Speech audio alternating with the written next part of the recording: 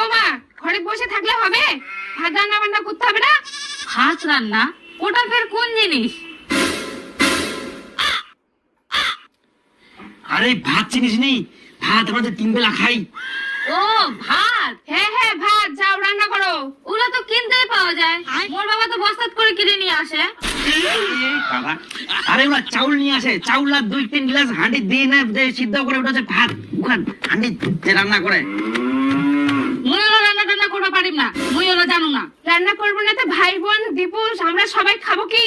High গে মা, মা বাবা ভাই বোন ভাত আর সবাই খাবে, আর মুই করিম রান্না?